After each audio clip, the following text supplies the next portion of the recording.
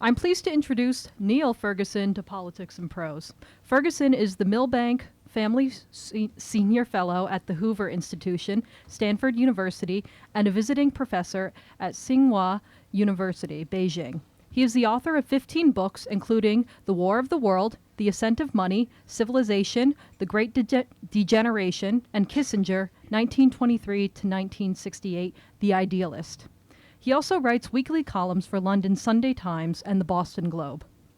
In his newest book, The Square and the Tower, Ferguson reveals our bias toward typical hierarchical view of world history and argues that social networks are the real drivers of change. Although the term social network conjures up images of Facebook posts and Twitter feeds, they have existed long before our digital age, arguably since the beginning of civilization. Although traditional historians scoff at the idea of an all-powerful network like the Illuminati controlling the world, there is an undeniable draw to this idea of a network running the world.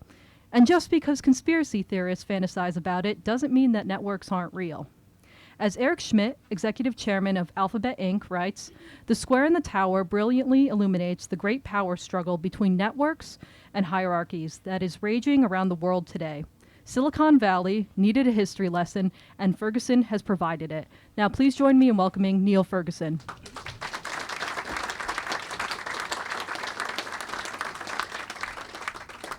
Thank you very much indeed, Katie. It's lovely to be here. Bookshops are my natural milieu, and so I feel at home. I'm going to tell you why I decided to write this book, and I'm going to tell you what I learned from writing it, and then you're going to ask me difficult questions, and then I'm going to sign some books, and then I'm going to rush to Dulles Airport and fly to San Francisco to get home to my wife and small children, including the newborn, Wee Campbell, who's just 3 months old. So that means that the signing might be kind of hurried, because if I don't make that plane, my little domestic network may suffer an outage. It's true, I wanted to teach Silicon Valley a history lesson. I moved to Stanford just a year and a half ago, slightly less. And I was amazed that when I got there, the prevailing attitude was that history began around about the time of the Google IPO, and everything before that was the Stone Age and of no consequence and not worth studying or knowing about. Naturally, I was somewhat offended to encounter this attitude. And so I thought to myself, why have I got a sense of déjà vu? What is it about the attitude I am encountering here in this place that seems familiar? And then I remembered the attitude in Silicon Valley just a couple of years ago was exactly like the attitude I remember on Wall Street in around about 2005-06. We are the masters of the universe. You pathetic academic historian have nothing to tell us. Now, some of you may know that around about 2005-06, I began work on a book called The Ascent of Money, which was designed to teach Wall Street a history lesson. And as it turned out, that was quite good timing, because as the book was published, the financial crisis began. It was published just a few weeks before Lehman Brothers blew up. So when I encountered that same sense of we don't need history, we have no use for it, our apps, our platforms are so awesome, I thought it's the same problem. They think history doesn't apply to them, but it does. So the idea of this book is a little bit The Ascent of Money Goes to Silicon Valley. It is the idea that, yeah, history does apply to the big technology companies. It does apply, yes, to Facebook and to Twitter. And the starting point of the analysis is that Silicon Valley did not invent social networks, that social networks have always existed.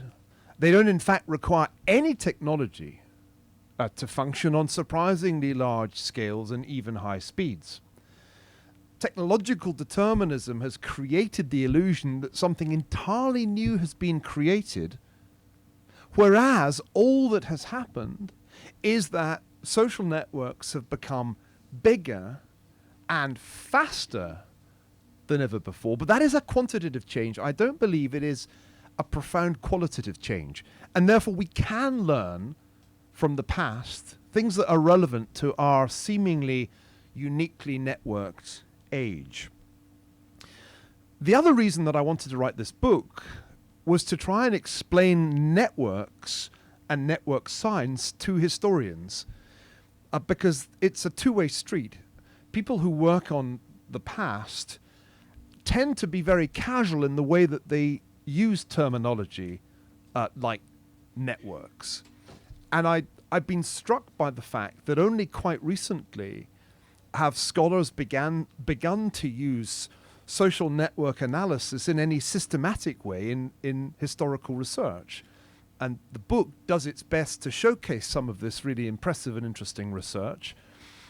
For example, I draw heavily on some terrific work that's being done at Stanford on the Enlightenment network, graphing the Enlightenment as a network of scholars and thinkers connected by correspondence and by publication.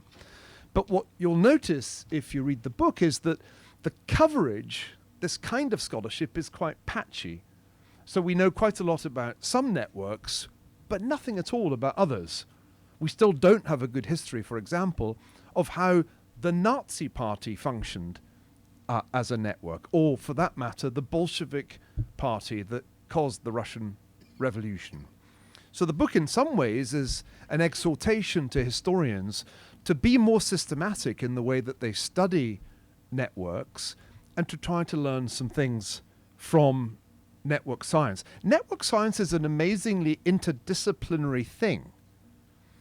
I was trying to teach myself about networks so that I could write more coherently about them, more analytically about them, and I discovered that I had to be a little bit of a physicist, a little bit of a mathematician, a little bit of a sociologist. I had to be a little bit of an economist, even a bit of an anthropologist, and then I actually had to be a little bit of an amateur engineer. So the book is an interdisciplinary book, and that's always a nerve-wracking undertaking. You expect at any moment one expert or another to cry foul. But it seems to me that the effort was worthwhile. Let me make two broad summaries. One of the historical narrative, and the other of the 6 things I learned about networks as they apply to history. The narrative, which I'm going to simplify absurdly here, is that in most of history, hierarchical structures of power dominate social networks. Now, this is something of a false dichotomy, as the more wonkish, geekish people will know. There isn't a clear dichotomy between the square and the tower, between the square where we network and the tower where government happens. Actually, there's more of a continuum from hierarchically structured networks to distributed or decentralized networks. But I think one can summarize human history in the following way. Most of the time, hierarchically structured forms of organization predominate. Through most of history, states or armies or bureaucracies, hierarchically organized arrangements prevail, even at quite simple levels. The clan structure of early modern Scotland, if you want an example. But every now and then, in a few periods in history, social networks are empowered, often by some technological change, in such a way that they challenge the hierarchical order of the time. Example: we think there's something tremendously new about our time because we have personal computers that fit in our pockets and the internet. But I try to argue that the effect of that technology and the network that it's created, to which we all belong, is comparable to the effect that the printing press had when it was introduced as a technology in the 15th century.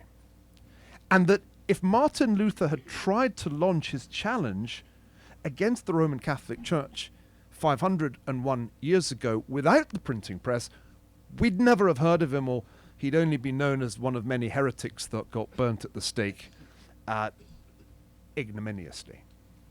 The printing press allowed Luther's message to, as we would say, go viral, because it was a distributed network, allowing the extraordinarily rapid dissemination of Luther's message. And that was what caused the huge disruption, not just to organized religion in Western Europe, but to politics as well. So an argument I try to make in the book is that we're living through one of the great ages of networked revolution, of network disruption. And in our time, the internet, the network of personal computers is disrupting established political institutions, also religious institutions, though it's been Islam that's been affected much more than Christianity by the new technology. But the hierarchical political structures that used to manage our affairs, the state, the political parties, these things turn out to be quite easily disrupted now that this giant social network has been empowered by personal computers and the internet. The second thing I want to do is, as I mentioned, the 6 things that I learnt from this kind of work. Number 1, you might think that creating an enormous social network, a planet where everything is connected and everyone is connected, would be a really good idea. And I've lost count of the number of times I've been told that everything will be awesome when we're all connected. That message has been the Kool-Aid dished out in Silicon Valley for 20 years or more. A global community is a phrase that Mark Zuckerberg likes to use. Well, Martin Luther had the same delusion. He thought that a priesthood of all believers would be created once everybody had a printed copy of the Bible and could have a direct relationship to God, not intermediated by a corrupt priesthood. Lesson number 1 of network theory. The network is not a homogeneous, happy, clappy community where everybody shares cat videos or Luther sermons. What happens in social networks, even quite small ones, is that they tend to polarize. There's something called homophily. Birds of a feather flock together. We all know this old saying. It turns out to be true. Luther expected the priesthood of all believers. What he got was 130 years of religious warfare between those who embraced his revolution, Protestants, and those who thought it was heresy, who launched the Counter-Reformation. In our time, if you graph the blogosphere, the Twittersphere, if you graph the social networks that exist online in this country, the polarization is stunning. There is a conservative cluster and there is a liberal cluster. In the case of Twitter, conservatives retweet conservatives mostly and liberals retweet liberals mostly. Moreover, there is an inbuilt tendency in today's network platforms to exacerbate the polarization. For example, if you decide to tweet on a political subject, you will find that your tweet is 20% more likely to be retweeted for every moral or emotive word you use. If you look at the kind of people who use Twitter for politics, it is people on the extremes of left and right who are more likely to use Twitter for politics. If you look at our legislators, the men and women of the US Congress, it is the ones who are on the ideological extremes who have the most Facebook followers. I could go on. So the network turns out to have a natural propensity to polarize. The second thing I learned is the small world phenomenon. You will all have heard the phrase 6 degrees of separation. We're all 6 degrees of separation from Monica Lewinsky. Some may be less than that in this town, but I'll assume that it's an average 6. Or Kevin Bacon, the actor, or anybody you like. The small world observation is a fascinating one. It was studied by the sociologist Stanley Milgram, who ran an experiment to see just how many degrees of separation there were between two randomly selected Americans, someone in the Midwest and somebody in Boston. It turned out to be 6 or 7. So it really was 6 degrees of separation. That wasn't just a phrase, it was a reality. On Facebook, it's less than 4 degrees of separation. And some insanely high proportion of humanity is now on Facebook. So the small world phenomenon is now a smaller world phenomenon. Why does this matter? Well, the world's shrinkage means that things spread more rapidly. Example, the Enlightenment spread more rapidly and further than the Reformation, because the process of the world's shrinkage, in fact, has been an ongoing one. It's speeded up in our time, thanks not least to Facebook, but it's a continuum. The third point, in this increasingly tightly knit world, in this giant network, things go viral. You all know that. But why? So I learnt that it's not just because your cat video is inherently fascinating that it goes viral and mine does not. Virality is as much about the structure of the network as the thing itself, whether it is a virus, literally, or metaphorically, a meme, to use Richard Dawkins's word. Network structure is as important as content, as the virus itself. That was the third thing I learned, and that's important because in this world of networks, crazy stuff goes viral as well as good stuff. That's not just some new discovery or new phenomenon. After the printing press had created a new community of a sort, it wasn't just Luther's teaching that went viral. The idea that there were witches living amongst us also went viral. And one of the extraordinary features of the period after the Reformation was that in one Protestant country after another, including, of course, Massachusetts, witch crazes occurred. Because the crazy idea that people were witches, women were witches, spread virally. The network doesn't care if it's true or false. Fake news like witchcraft went viral in the 17th century the way equally crazy ideas go viral in our time. Let's see. The next insight that this book taught me is that networks are not static things. Networks never sleep. They constantly morph. Why? Because they're complex systems. Once they get to a certain size, they're governed by those features we associate, those forces we associate with complexity. Emergent properties, phase transitions. That's unpredictable. In the book, you'll see graphs of networks, but don't get the impression from these snapshots that the networks are static things. Networks never sleep. And their transitions, their changes, can take us by surprise. A couple more points. Networks network. They do. The internet itself is an a network of networks. That was the original concept. And the way that networks network is fascinating. Sometimes networks can interact in the most creative way, but networks can also attack networks. We talk in this town especially a great deal about one particular network attack. That was the attack launched by the Russian intelligence network on the American democratic system in 2016.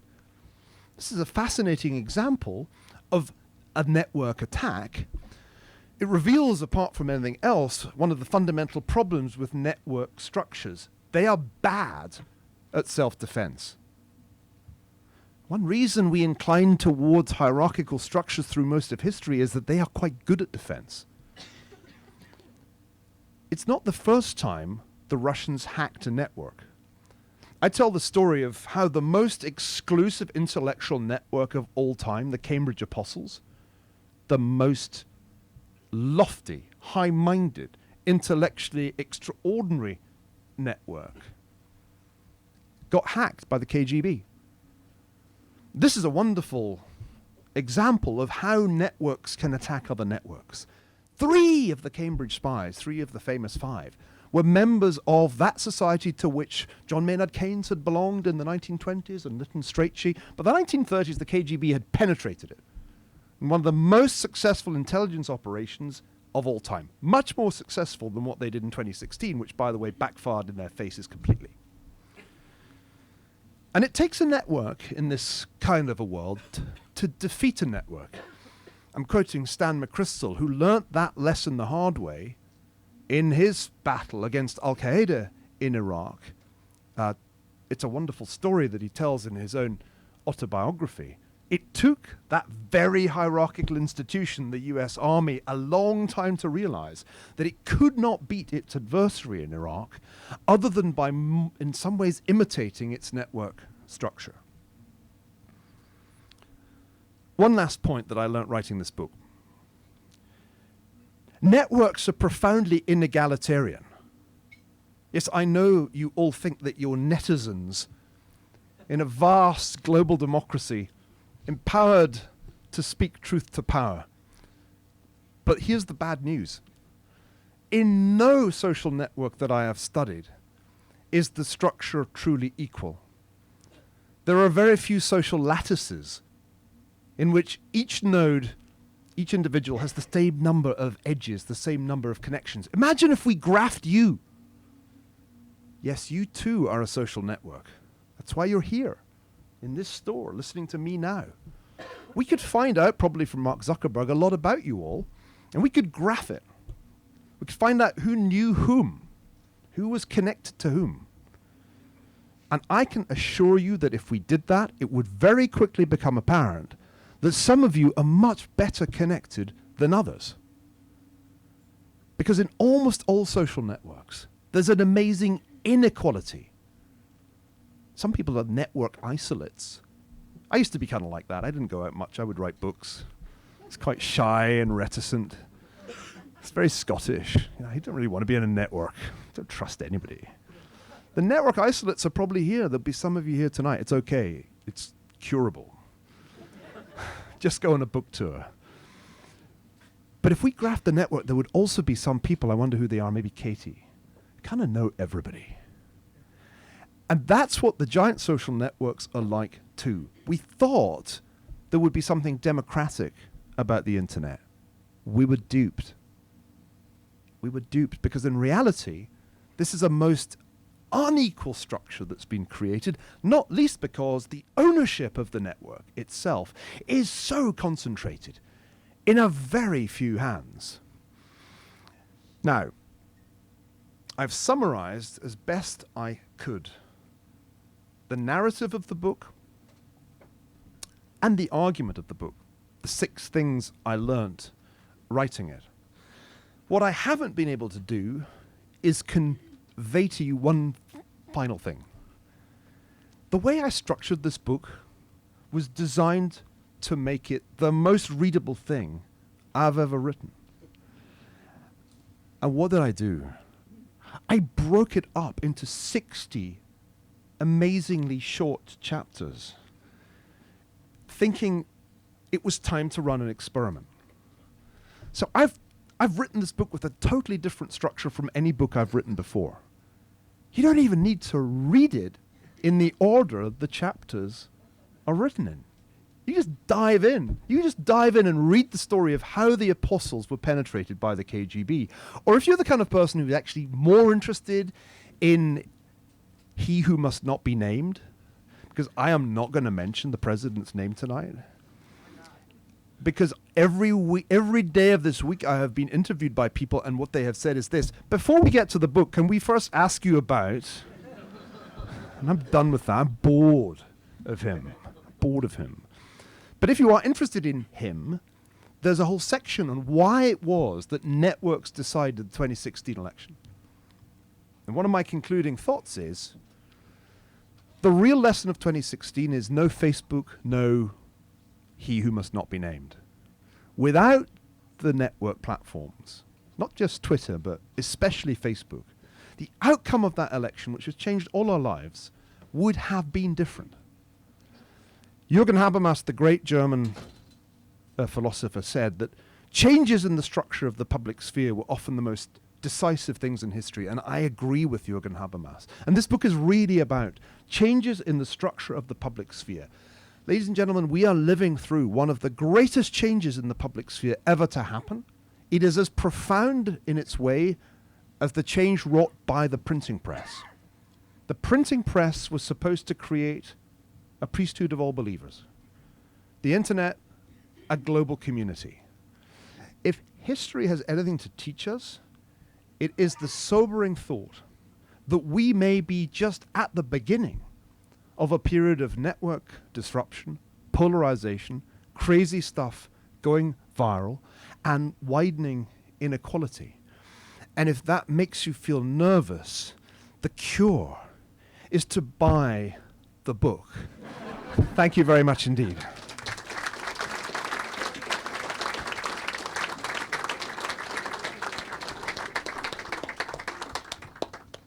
And so to questions. Let me go right away to the lady in the purple dress. Thank you. Marshall McLuhan famously said the medium is the message.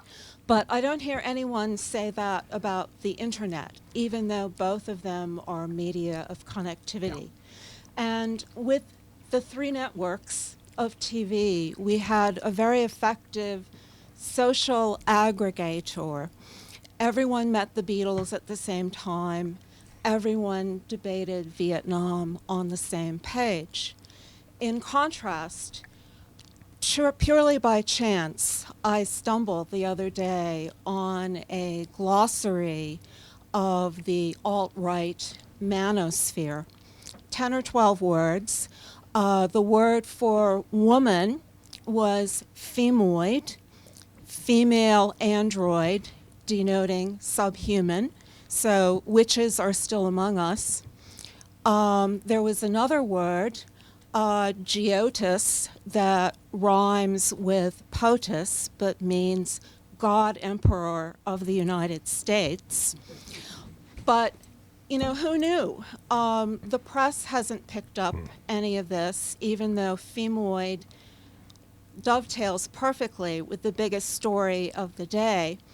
And I think it's very interesting, given that a common language is very fundamental to a common culture. And here we have a language of exclusion that no one understands who isn't like-minded and doesn't appreciate what chads and femoids and incels are. So I'm just sort of wondering if the medium is the message for the internet, is it invariably a message of accelerated cultural disaggregation, or can it be turned around? And does your book go into the alt-right manosphere as part of this trend? Great question. Yes, the medium is the message. I quote that in the book. And yes, the book attempts to explain the role that strange subculture, the alt-right, subculture of Reddit and so forth played a role in the election. Sam Lessin wrote a great essay recently. He used to be at Facebook. And the essay made the point that it's not just the filter bubbles or echo chambers we should worry about. That's a kind of conventional reading of the problem, and I kind of alluded to that with my polarization story. He said the real problem is that because of the way that Facebook works, and also Google, because of the way that the algorithm is sending you stuff that is designed to get you engaged on an individualized basis, according to your data, we each inhabit our own private sphere, and the disaggregation that you describe is further advanced than we know. What made the advertising so potent in 2016, not only, by the way, in the United States, it happened in the UK too in the Brexit referendum, was the ability that the Brexit campaign had and the Trump campaign had to target advertising very, very specifically and then tweak the advertising on the basis of its effectiveness. This is a completely changed public sphere. Political advertisements are no longer things we all see and can discuss at the water cooler. Each of us begins to inhabit his or her own reality with our own customized news feed. This is a deeply dangerous development because it means the public sphere as such ceases to exist or retreats into the domain of traditional media. Traditional media, of course, slowly being destroyed because they lose with every passing month their share of advertising revenue to the network platforms. So I sense a more profound crisis of democracy than we yet appreciate, because we are focused on what I think are relatively small issues. The Russian intervention. The Russian intervention wasn't decisive. The number of advertisements and the number of people who saw them were really small percentages of all the content that was being produced indigenously by Americans on Facebook, not least the people that you alluded to. So I think this is a deeply troubling development, and it's where the book ends. The book ends by saying if we allow this networked world to advance, it will transpire that the real enemy of democracy is not the Russians. The real enemy is actually the way the network platform algorithms subdivide us, dice and slice us, and give each of us our own version of reality. So thanks for the great question. Yes, sir. I'm going to ask a quick question. Since you admit the power of networks, it's one step to presume that there is a possibility of large-scale conspiracies. Do you believe that large-scale conspiracies capable to change the history can happen or happened before in our history? I'm so glad you asked that question, because part of the reason for writing this book is precisely that conspiracy theorists have dominated the literature on social networks for such a long time. I was really struck when I was researching this by a little statistic that I'm going to get right. In 2011, just over half of Americans agreed with the statement that, quote, much of what happens in the world today is decided by a small and secretive group of individuals. And I belong to it. I do. I must do, because I go, not this year because I'm busy selling books, to the World Economic Forum in Davos. It's worse than that. I go to the Bilderberg meeting. It's quite likely that having written a book about the Rothschilds and Henry Kissinger and knowing George Soros, that I am a member of the Illuminati, who are, of course, controlled by space aliens. Wait, stop, you lost me at space aliens. So here's the extraordinary thing. Most of the work that you can find out there on the internet, on any of the things I just talked about, from the Rothschilds to the Illuminati, is by crazy people. And the conspiracy theory landscape is kind of fun to wander through, but it is entirely divorced from scholarship. In conspiracy theory land, you just make stuff up. Which is, I mean, I guess it's entertaining, but it isn't history. Part of the problem there is that real historians who are more nervous and risk-averse temperamentally than this historian shy away, therefore, from writing about any of these things. So you don't actually get many books about the role of the Freemasons in the American Revolution that are non-crazy. There are relatively few rigorous studies of the Illuminati and so forth. So one reason I wanted to write this book was that so much that there is about social networks is the conspiracy theory industry. When you actually do serious historical research, which you can do on, say, the Illuminati, you discover that they were a small South German secret society set up in the 1770s with the goal of secretly infiltrating the Masonic lodges of Europe and spreading thereby the most radical doctrines of the Enlightenment, including atheism. So the Illuminati did exist, but there were only ever about 2,000 members. They spent a lot of time doing really strange rituals inspired by Freemasonry and giving one another strange code names. And they were completely shut down by the Bavarian authorities in the 1780s, making it highly unlikely that they caused the French Revolution, as was subsequently alleged. So part of the point of this book is to show that we can write the history of those secret societies, but we must not exaggerate their power. That there isn't really a conspiracy to rule the world run out of Davos. I know, I've been. I mean, and frankly, if that's what they call ruling the world, I mean, they should give up now. So when you get closer to these alleged centers of secret power, which half of Americans believe in, what's really kind of disappointing is that there's no there. You kind of wander around Davos in the snow saying, so where's the meeting that decides what happens next year? And they say, you mean next year's program? No, I mean, what happens next year? Who wins the election? That stuff. There is no meeting. They're not in control. And the Illuminati don't exist anymore. Let me take a question from over here. I wanted to see if you have anything to comment, or your research gave any insights to sort of a lot of the public commentaries about tribalism as a source of a lot of the polarization. But if you were to flip the angle to say that we don't have enough social networks of the past to give us that bonding, that sort of created this loneliness epidemic, and maybe it's the pace of information is way too fast that we can't process it, so we have to simplify it into these sound bites, plus technology promotes that to make everything overly simple. But maybe what's really lacking is connectedness, because the pace of life is faster, the public sphere is just sort of evaporating. A very interesting question is whether or not the online social networks are displacing or even destroying traditional local social networks based on actual sociability. And the literature on this, I mean, there's quite a lot of it by sociologists, is somewhat divided, but I think I incline to the view that there is a steady attrition. I mean, this goes back to Bowling Alone and Charles Murray's Coming Apart. There's been a steady attrition of associational life at the local level.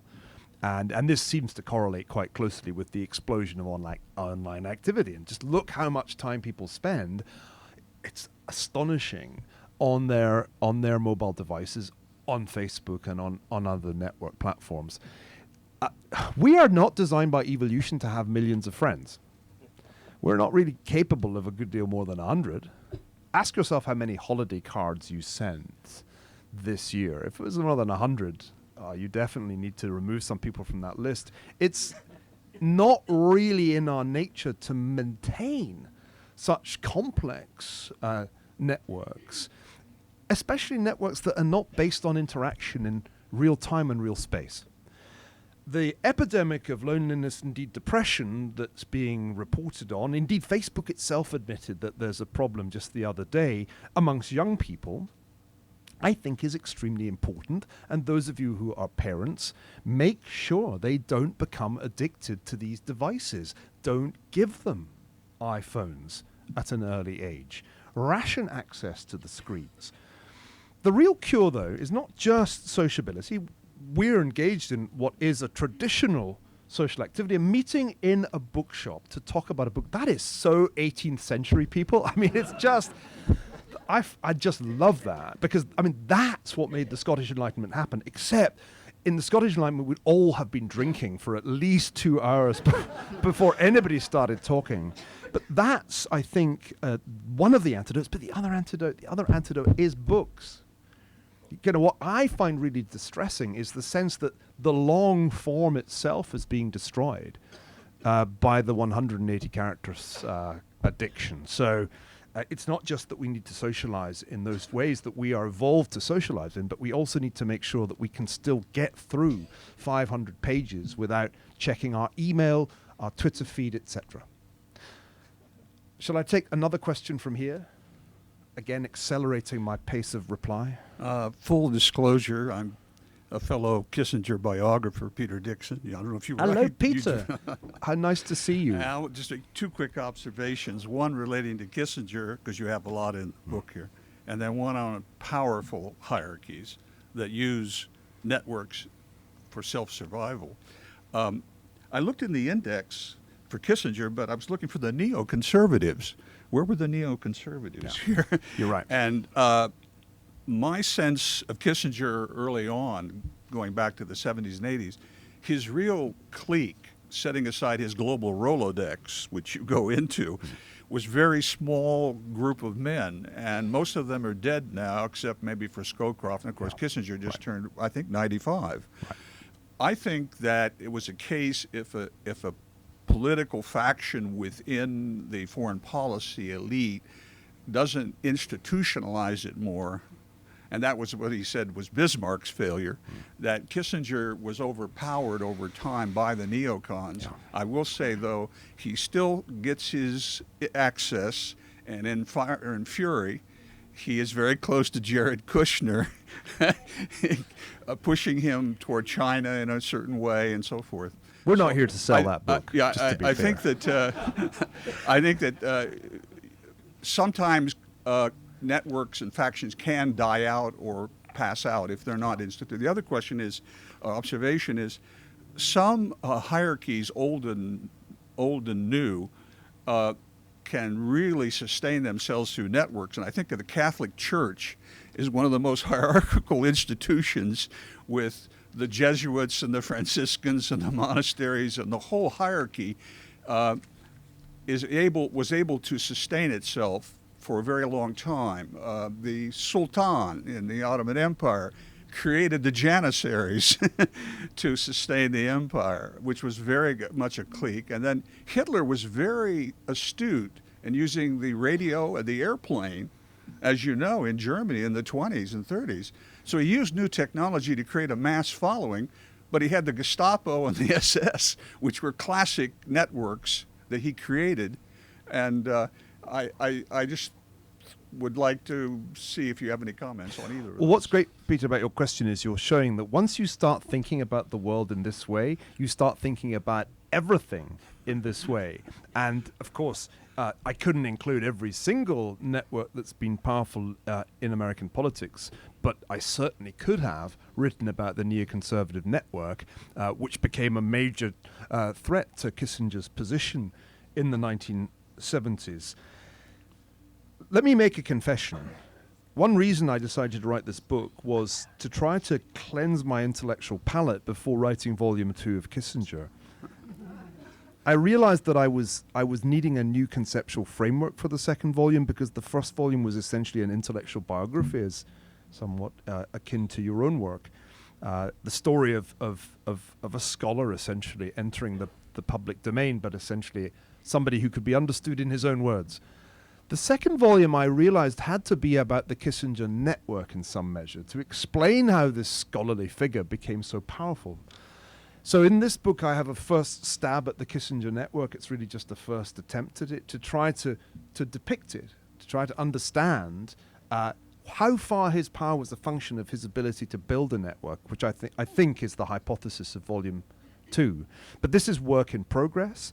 I do think it is an extremely important way of thinking about the transitions in American politics within the parties. And the rise of the neocons is without question a good subplot for a future edition. The Catholic Church illustrates the need to be in some measure both hierarchical and networked to survive. The hybrid structure, people who work on networks in biology know this, is actually in some ways the best in nature. There is a hierarchical dimension, but the Roman Catholic Church is not the Soviet Union under Stalin. The Pope does not micromanage each priest in every part of the Catholic Empire's global domain. And this is an important clue as to why it's been so long-lived. Most institutions that are hierarchically structured, say corporations, don't last very long. They're really surprisingly short-lived. Institutions that live a long time seem to have a hybrid structure that combines the organizational discipline of hierarchy with the creativity of networks at the grassroots level. And finally, it is a crying shame that no one has yet done a systematic social network analysis of either the Bolshevik Party or the National Socialist Party. We've got great work, it's true, on some of the great 18th century intellectual networks, but I can't help feeling we could be solving some very burning problems of historical explanation if we could understand better how those two parties, which grew so rapidly, which had all the characteristics of viral phenomena, which fundamentally transformed politics in the 20th century and were responsible for the greatest conflicts in human history. But we don't know how those networks were structured. So one of my works in progress is at least an article on the NSDAP as a network. Until that work is done, the raw material are there, the data are there, but historians haven't done it. And until that work is done, I don't think we'll fully understand fascism itself, nor communism. Shall I take another question from over here? So you talked a little bit how networks can occasionally rise up and challenge, sometimes toppling hierarchies. So pivoting to China a little bit, that seems to be one of the largest networks in the world that's being controlled by one of the largest hierarchies in the world. Yes. Do you think the nature of that system makes it particularly vulnerable to a certain shock that might come about soon? What a terrific question. The book addresses this question and comes to a quite different conclusion from the one implied by your question. We haven't solved the problem. In the United States, we have not resolved the paradox that private companies now know more about the citizens than the state, indeed, than the citizens themselves. We haven't resolved the problem that the power has fundamentally shifted from Washington to Silicon Valley. They've solved it in China, and they've solved it in the following way. First, they excluded the American technology companies from their territory, in effect. Certainly made it extremely difficult for them to establish themselves. Then they allowed their own versions to form and grow. Baidu, Alibaba, Tencent. And then they made it clear to Jack Ma and company that they were clearly subordinate to the party. And the big data that those companies have gathered about China's citizens are available on demand to Xi Jinping. Now, you may not like that solution, and I certainly don't, but it is a consistent answer to the question, what do we do now? That means, in my view, that the Chinese Communist Party has much better prospects of extending its survival than it had just 10 years ago. Because now it knows exactly what its citizens are thinking. It has big data on almost every aspect of behavior, from the economic to the social to the cultural. They can monitor and respond. No totalitarian regime in the mid-20th century came even close to this level of knowledge about individual citizens and their collective behavior. It is astonishing to see the evolution of a system of social credit. This isn't just your credit rating if you want a mortgage. No, this is how well have you behaved in the eyes of the party.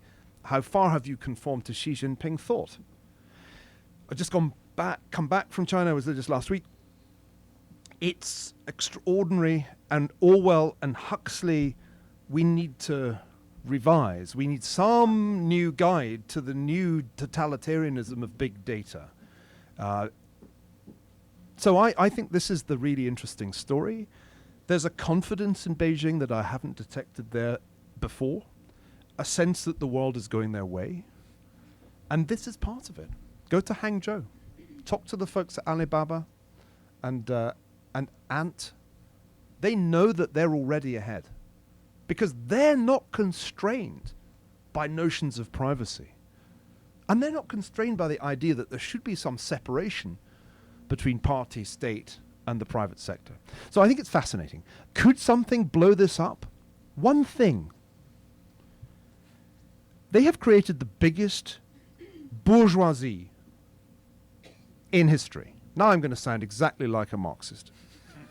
I am a Marxist. I'm just on the side of the bourgeoisie. The biggest bourgeoisie in history. And although they may be able to monitor the thoughts of that new middle class, they can't alter the fact that, like every middle class in history, it wants certain things that have implications. Property rights.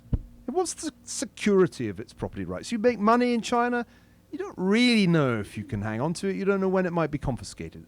The desire for property rights leads to the desire for rule of law, leads to the desire for accountability of the executive. And for only so long can people be fobbed off with an anti-corruption campaign over which they have no control and which can in fact be arbitrary and a kind of political tool in its own right.